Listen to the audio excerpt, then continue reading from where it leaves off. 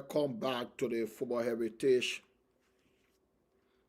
We're back again with another edition. Today we're looking at the post-match analysis. Manchester United game at Everton. Everton nil, Manchester United 1. That's what we're looking at today. Man United, we are on course. Manchester United on course for Champions League qualification. And it was a vital win because the game was like those old school game, during those days, a proper old school game. Proper old school game. What a win. It wasn't pretty at all. It was not pretty, and it's not all the time we're going to control every game. Not possible. Especially at Everton. It is not possible for us to control every game. It is not possible for us to play pretty every game. The most important thing in that game was the 3 points. That was the most important thing because at this stage of the league, at a crucial stage of the league, especially away from home, any ground in the Premier League, it is a difficult game. It doesn't matter who you play. Away from home, every game away from home going to be difficult in the Premier League. At this stage, it is a crucial stage in the Premier League. Teams are battling for the Premier League title. Some are battling for Champions League qualification, Europa, and the Conference League, relegation. So there are a lot of battles going on. So winning is the most important thing right now in the Premier League. Every game is like a final. Every game we play now until the end of the season is like a final. So that was a vital win yesterday. And first half, we had a lot of the ball in the first half. But we never really created a clear goal scoring opportunity in that first half. Apart from the rebound that the shot from Ahmad that was saved comfortably by Pickford. That was the only realistic opportunity we had in that first half. In second half, Everton, they were brilliant. They came out in the second half. They decided to apply to put more pressure on Manchester United. They had a lot of the ball in the second half, and it was scrappy. It was not a pretty game at all. The game was not pretty. It was an ugly game. We never get going. I don't know, the 2 weeks we had off, did it contribute to it? Did the 2 weeks we had all contribute to the way we played yesterday? Because sometimes having a long break during the season so that can have a negative impact on you. If you are not playing, you just resting, while others are playing consistently. So I think that played a part. The Mayfield didn't control the game for us yesterday. Casemiro gave the ball away a lot of time. And the captain, Bruno Fernandes, I think yesterday was one of his worst games. Yesterday was one of Bruno's worst games. He didn't really get going yesterday. And we gave the ball away a lot. We gave the ball away like everybody. We really didn't play well. But I must commend the defense, the entire back line, the goalkeeper, they were tremendous. They were sensational.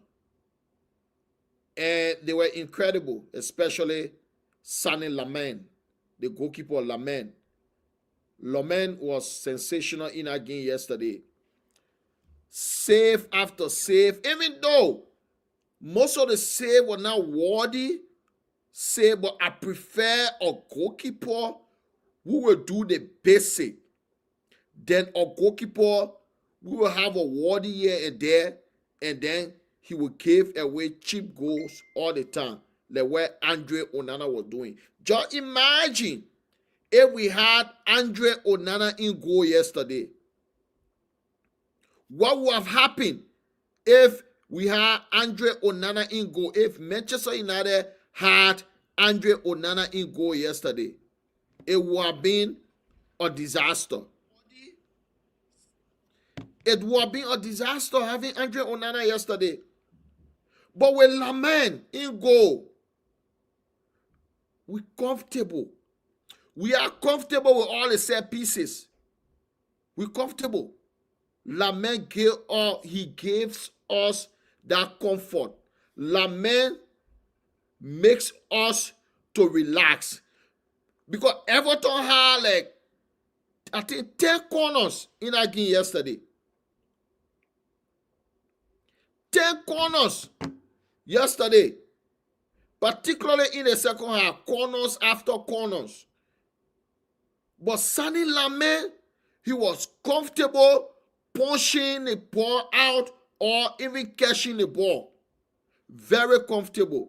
I think Sonny Laman this summer was one of the best things the football club did. It is one of the biggest upgrade we did in the summer to sign Laman. He does the basic every time. And that's why you need, if a football player or a goalkeeper cannot do the basic, there is no need for him to be at the football club. A brilliant save from Michael King by Laman. He was incredible. And what a goal from Benjamin Sesko. That goal yesterday was a proper Manchester United goal. That's what I want to see. A proper Man United goal yesterday. From Cunha to Mbomo Sesko goal. Classical counter attack. That's a Manchester United goal. It reminded me of the goal we scored against Arsenal in the Champions League in 2009, the semi-final of the Champions League, second leg at the Emirates Stadium. When Cristiano Ronaldo flicked the ball to Jason Park, square it to Wayne Rooney on the left side, Rooney Ronaldo goal. We scored from one of their corners. And Sesko, bravo Sesko. I doubted Benjamin Sesko. But what this lad has done the past few weeks has been incredible. I must admit, Benjamin Sesko, I think he's going to improve. There is a good player in Benjamin Sesko.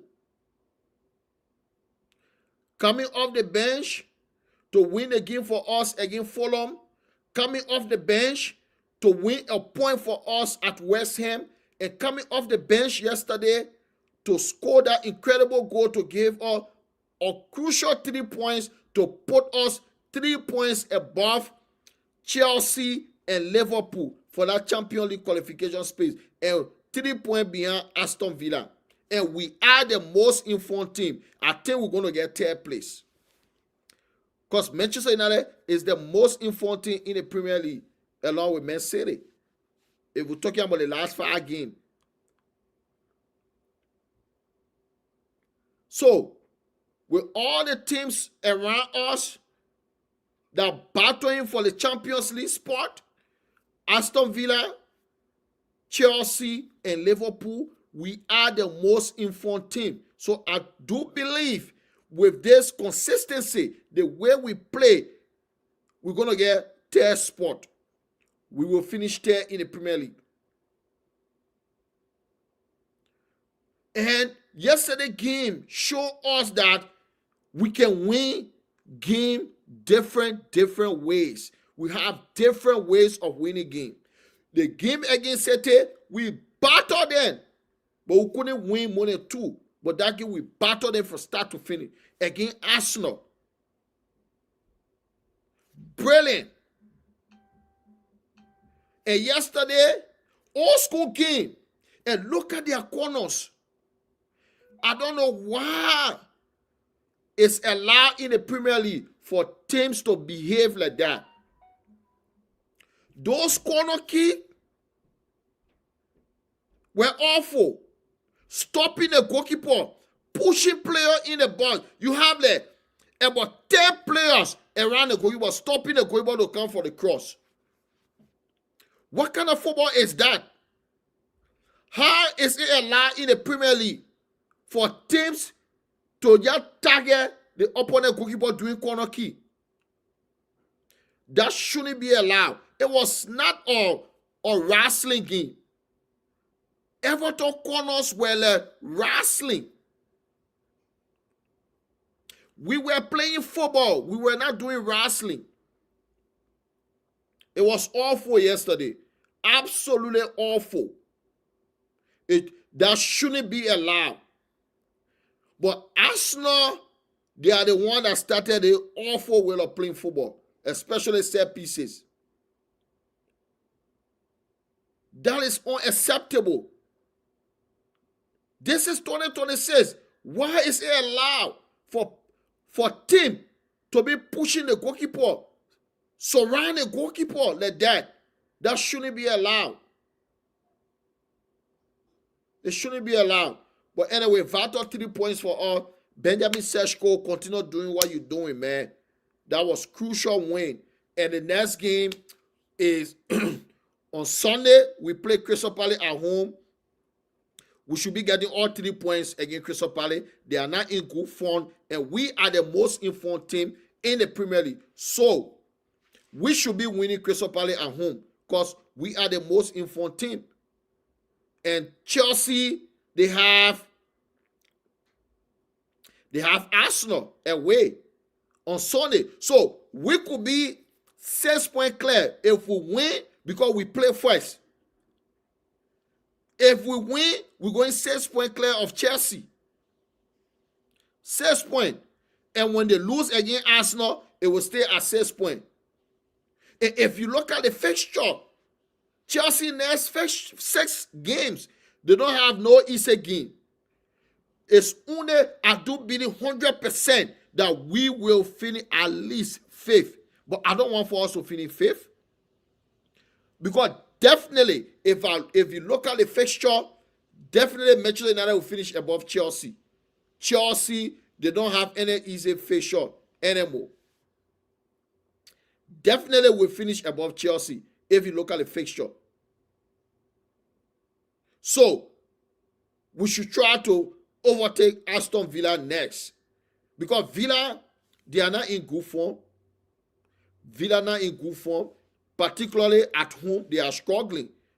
So, now look at Chelsea next 6 game. Sunday, they are at Arsenal. This is a game that they are going to lose. Then, on Wednesday next week, they are at Aston Villa. After that, they play home to Newcastle. Then, game number 4, away to Everton. After that, they play Man City. After that, they play Manchester United. That's their next 6 game. So look at that.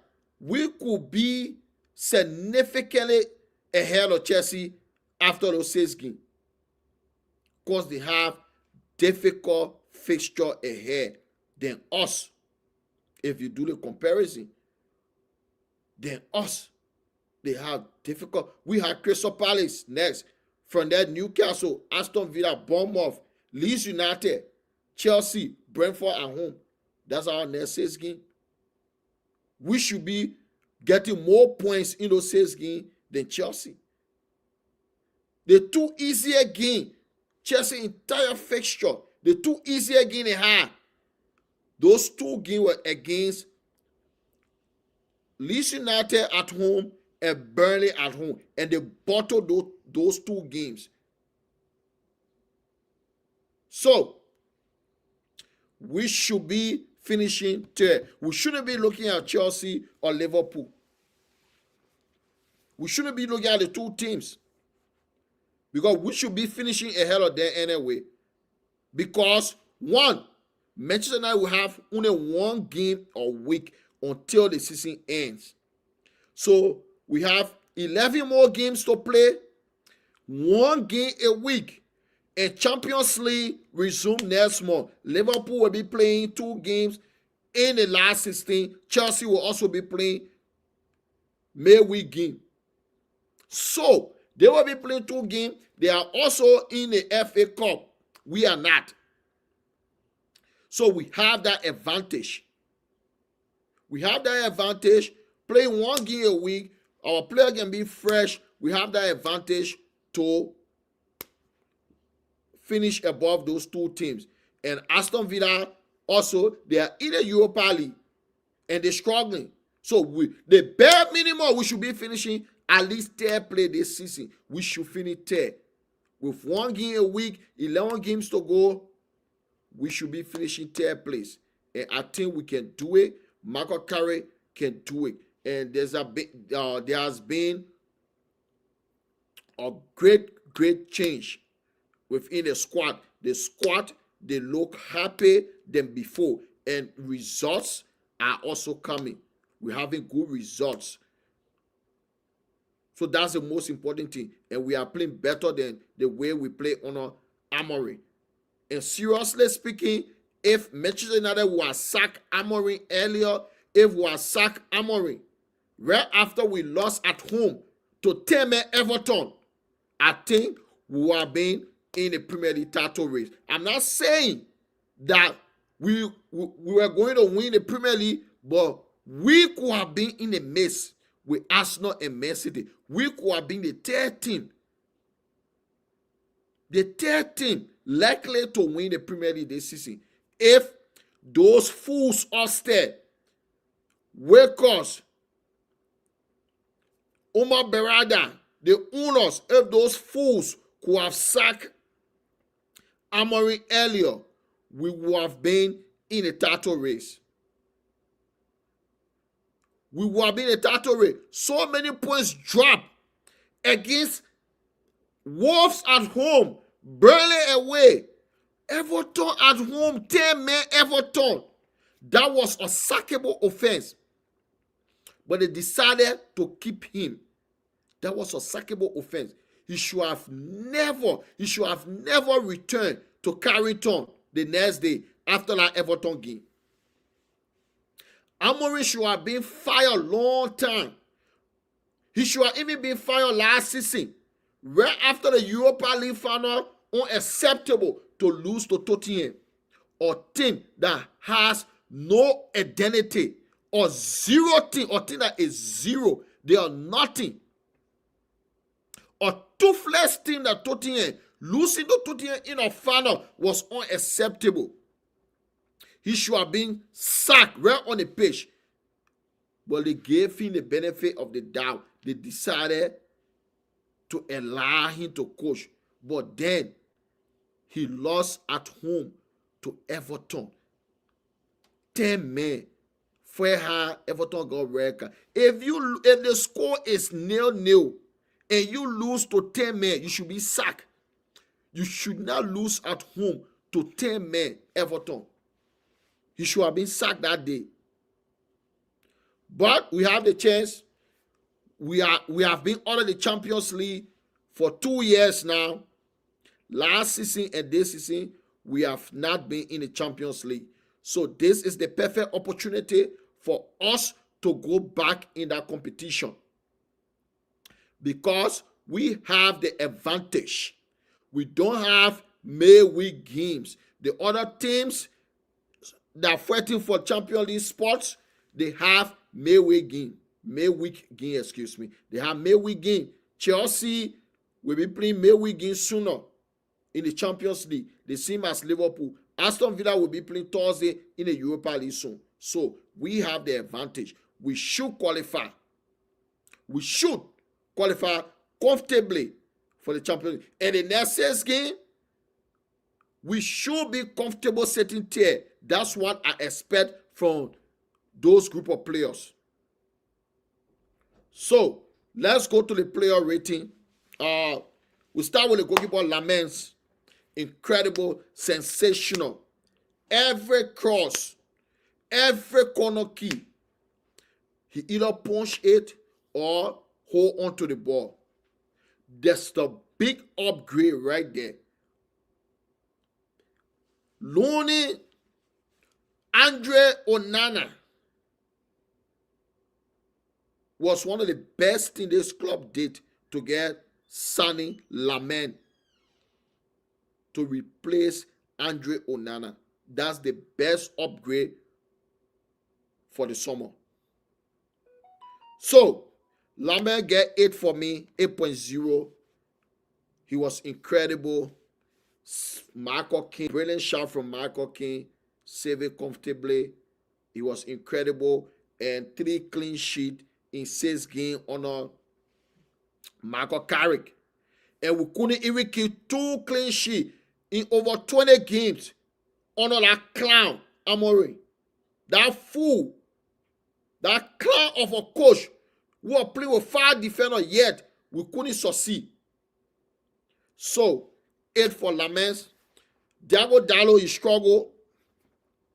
He struggled on a red bar wing. He got past few times easily. But he has improved. That which I can say. Because he was very terrible under Amorim. He was so terrible under Amorim. I wanted him gone immediately. Or even replaced by a player from the academy. But I think that system didn't suit him. Every player looked bad under Amorim. So he has improved a little bit. But yet, long term, I don't want to see Diego Dallo play number 2 for Manchester United. No, I don't want to see it. Diego Dallo will not make Manchester United to win the Premier League. No.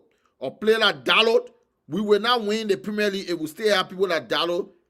Dallo stay passing around Carrington, playing number 2 for Manchester United.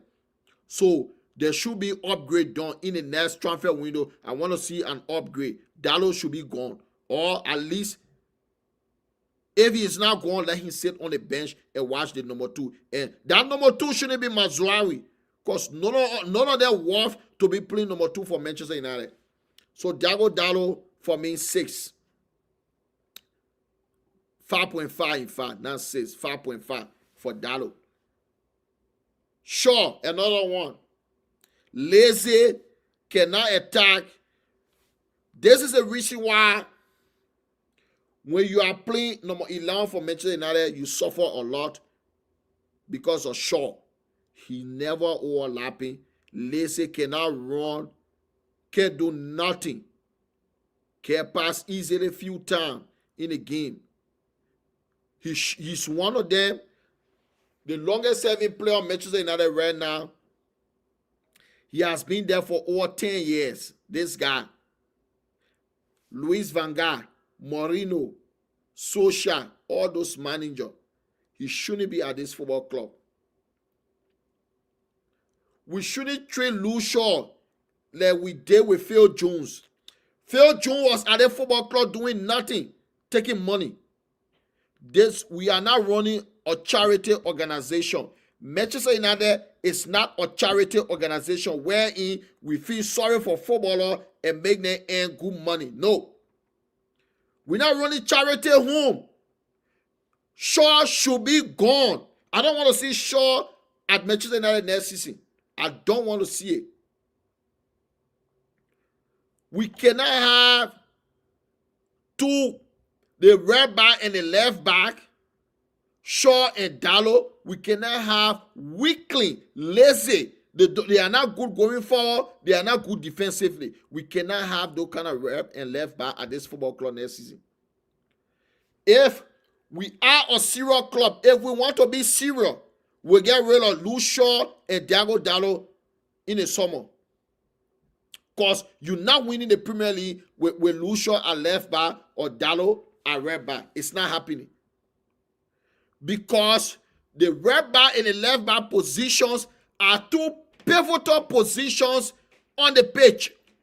They need to go forward and come back, up and down the pitch. They have to be reliable. Look at Paris Saint-Germain. You don't see Ashraf Hakimi or Mendes. So Shaw, terrible. 5 for me. He was one of the worst players on the pitch. 5. Lenny Yoro wasn't comfortable on the ball enough.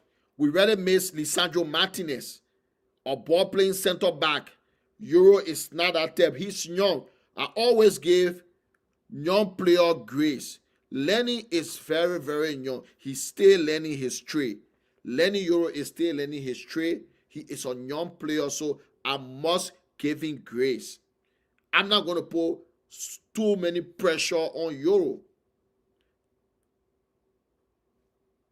The only thing, sometimes in the game yesterday, he took too long to give a pass. So he got to be setting on what to do. He has to be comfortable enough in possession. So Lenny Euro 6 for me. Harry Maguire, brilliant in the air all day long. The ways Everton was playing, that's Harry Maguire game. If you put in crosses into the box, Harry Maguire will be the happiest man on earth if you are putting crosses into the box. That's his game. He doesn't have the pace. He lacks the pace. So he loves crosses coming in the box because he's damn good in the air. So Maguire yesterday, brilliant for me. He was brilliant for me. Maguire 7. I give Maguire 7. In the midfield, Casemiro lost possession a lot. It was one of the worst games yesterday, especially under Michael Carrick. So Casemiro 5.5. Kobe, he put in a brilliant cross to Mbeumo. Mbeumo should have done better, even though the angle was against him. But at least hit the target. At least he should have hit the target, but he didn't. They both lost control of the midfield yesterday. Kobe 6. Bruno Fernandes, one of the worst game under Michael Carrick. Gave the ball away so many times. Wasn't involved at all. Lost possession so many times. So Bruno Fernandes for me 5.5. And Ahmad not been good. Didn't do anything meaningful in the game. Ahmad 5. He was one of the worst players on the pitch. He has to improve. He got to work hard at Carrington and come back stronger. And until the next game, Ahmad should be on the bench. Benjamin Šeško should start. Ahmad 5. Mbeumo would have gotten 5 for me if it was not for that assist. So because he gave assist, he lost the ball so many times in that game yesterday. But because of the assist, this is the reason why his rating would be above 5.5. But before that, he was awful. He was dreadful. He wasn't contributing enough on the pitch yesterday. So because of the same, Mbeumo 6.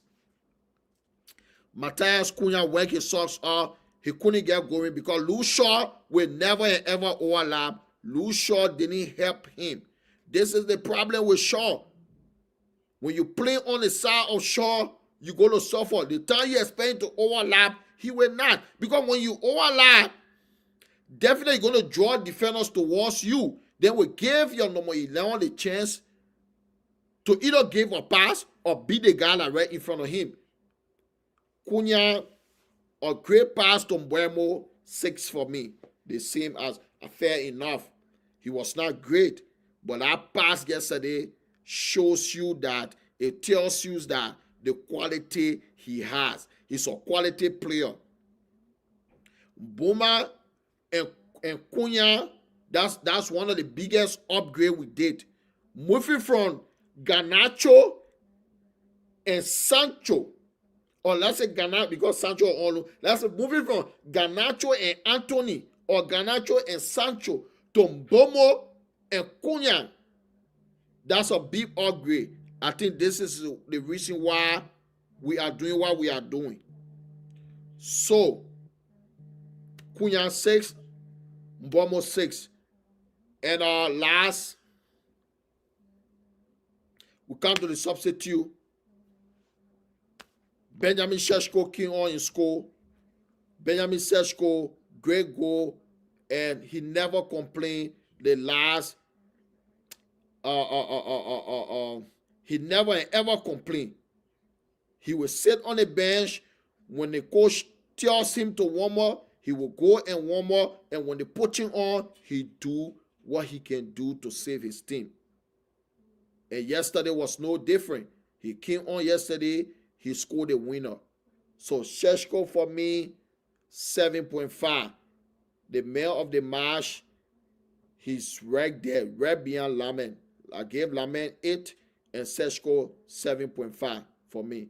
If Everton wouldn't have had all those corners in the game and Lamens were very comfortable with all those corners, I think Benjamin Sheshko would have been my man of the match. But because of the way Lamin was composed, with all those corners coming in the box, this is the reason why I gave him 8. And Benjamin Sheshko, substitute, he got 7.5. For Mazraoui, he came on at 12 minutes to go as 5.5. He didn't make any big difference. Aiden Heaven came in and injury time, came almost feeling 5. Nothing much. He didn't even, I don't think he touched the ball more than 2 or 1 or 2 times. So that's the player rating. And I'll be back again to give you the analysis of all the weekend fixture. I should have done it yesterday, but I was very busy doing some things. And I'll be back to do the weekend analysis, the Arsenal and Tottenham game, Liverpool, Chelsea, and all the weekend fixtures. So please do subscribe. If you're not yet subscribed, the link is in the description. Please subscribe to the channel. This is your channel, and I'll be back. You guys can have a wonderful day or a wonderful night. Peace. I'm all here.